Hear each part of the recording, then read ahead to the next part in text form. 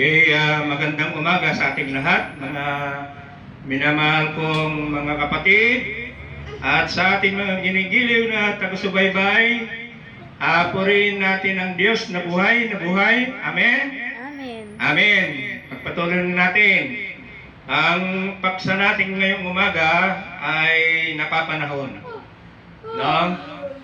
So, war today between US and Israel versus Iran, backed up by Russia, are signs of the coming of Christ.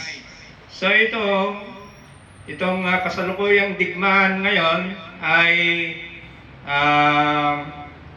digmaan dyan sa Middle East, na kung saan ang Amerika nasa West, saka yung Russia nasa West din, ay sama-sama silang dito sa digmaan ito, no? Pero ito ay palatandaan ng pagdating ng ating Panginoong Jesucristo. Kaya huwag tayong matakot, dahil ito ay mga senyales ng pagdating ng ating Panginoong Jesucristo. Okay? Pagpatuloy natin sa Psalm chapter 83 verse 1 to 18.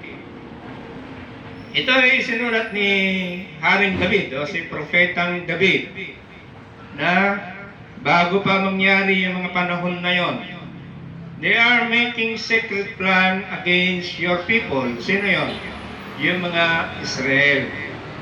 They are planning against those you protect. No?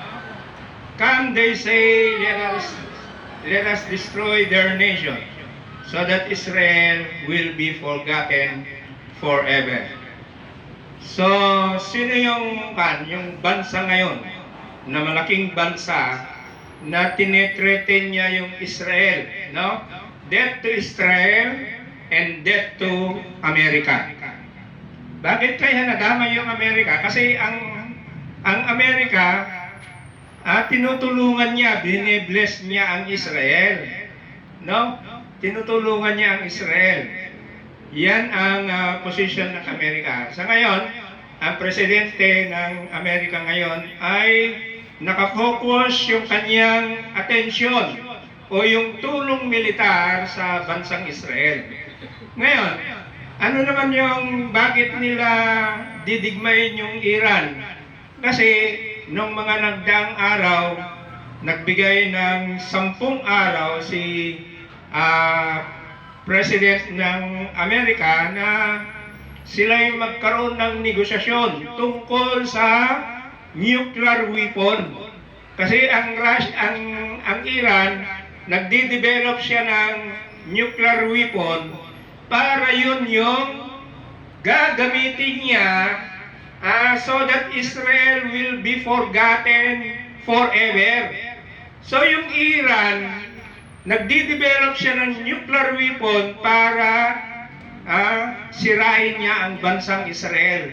No, ikon siya, maaari sa mapa. Yun ang gusto niya. Kaya nga sabi ng Iran, no, laban sa Israel, death to Israel and death to America. Okay?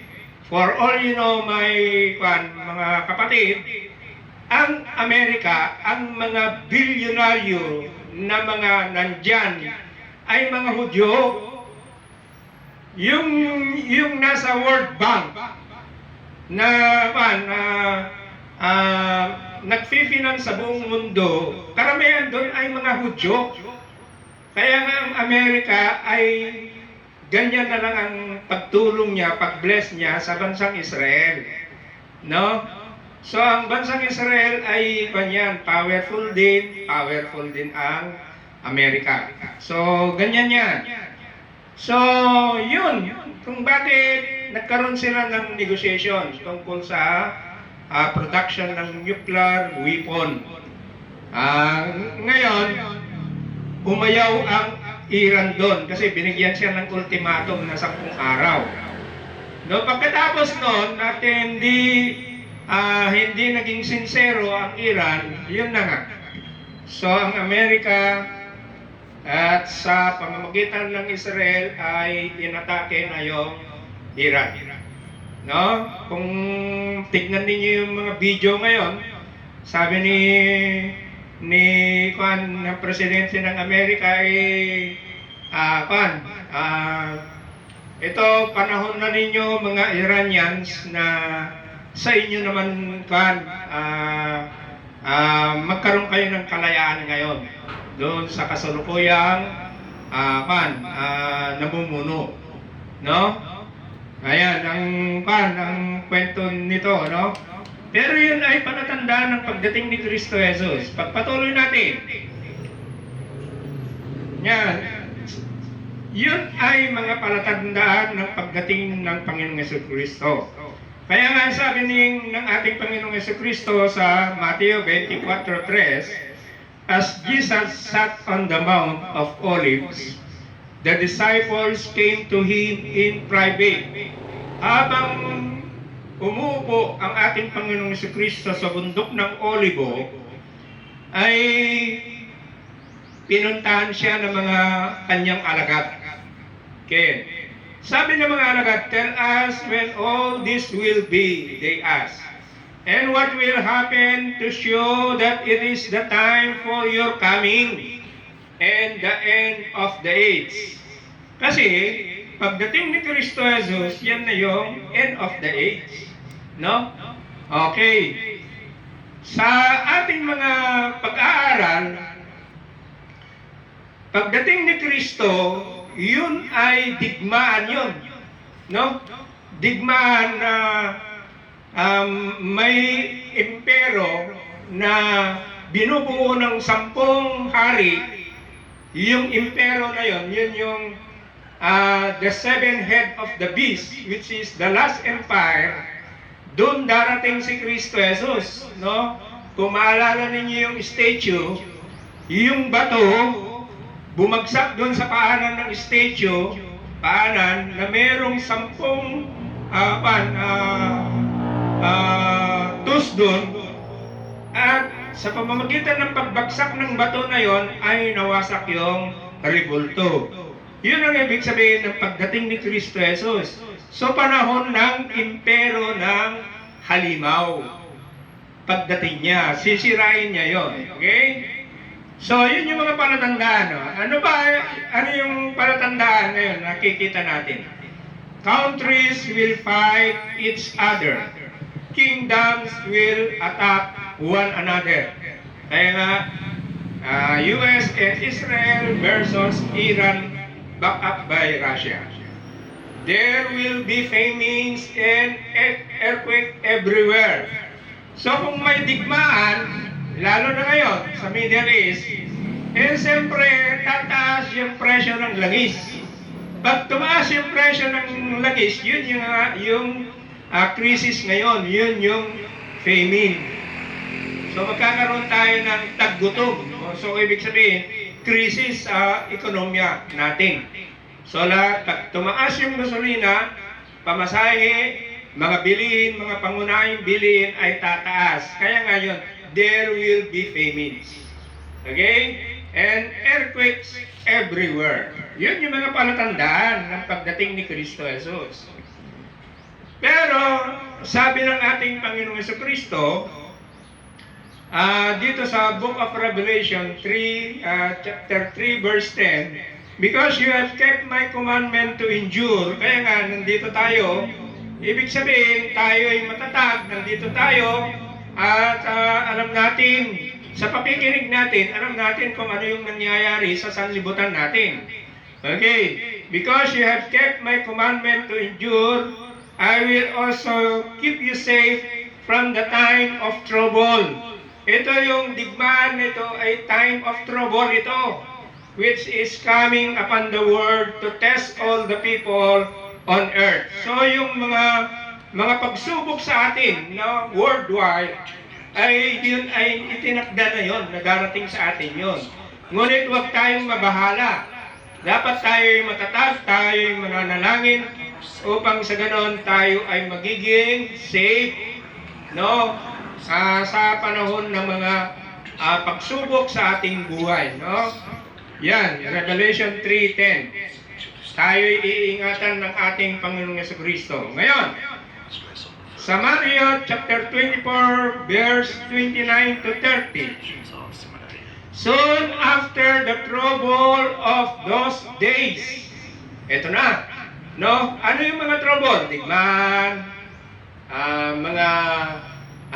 yung mga earthquake, taggutom, mga iba't ibang sakit, no? Matatagpuan mo ngayon sa Luke chapter 20 verse 11 yon, na mga bagyong malalakas. Yun yung mga troubles.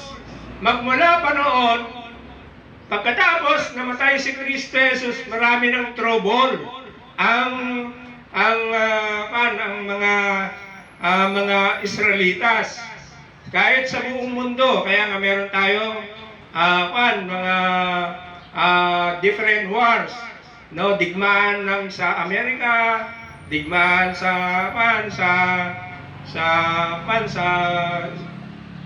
kaya nga nagkaroon tayo ng Great Britain na tinatawag. Yun yung mga iba't ibang digmaan. Those are troubles. So kaya nga sinasabi, soon after trouble of those days. Ibig sabihin, maraming araw na kanyan ng mga troubles na na-encounter ng tao sa buong mundo, no? Hindi lang sa panahon natin ngayon, kundi sa panahon ng mga ninuno pa natin noon.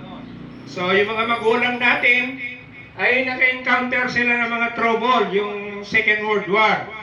So yung magulang natin ay survivor sila ng World War II, no? O ayon sa kwento ng bawat magulang natin, ay sila ay nabubuhay sa kabataan nila nung panahon ng digmaan. Okay? Now, soon after the trouble of those days, then the sign of the Son of Man will appear in the sky, and all the peoples of earth will weep as they see the Son of Man coming on the clouds of heaven with power and great glory. So, sa pagbaba niya, ay pupuksain niya ngayon yung impero, yung halimaw na may 10 sunga yun. No, pupuksain. Pagkatapos noon, doon i-establish ng ating Panginoong Jesucristo ang kanyang kaharian. So, that is the second coming, no? So, wag tayong mabahala, wag tayong matakot sa mga nangyayari ngayon, kahit may krisis sa ating buhay, ay natural na sa sa propesiya ng ating Panginoon Diyos. Amen? Amen. So, sana naintindihan natin ito, no? Na ito ay bilang gabay natin, upang sa ganon, magpatuloy tayo sa ating pakikipugnayan sa Diyos, sa ating Panginoong Jesucristo. Tandaan natin sa Matthew 28:20, sabi niya, I will be with you in all time till the end of time. So kasama natin ang ating Panginoong Jesucristo at the end of the age. Okay? So kaya nga, pagbalik ni Kristo Jesus, kasama na natin yon. So paano siya babalik? So Christ will appear in the sky, bababa siya mula sa langit, and then yung mga namatay na alagad niya ay bubuhayin. No, bubuhayin niya.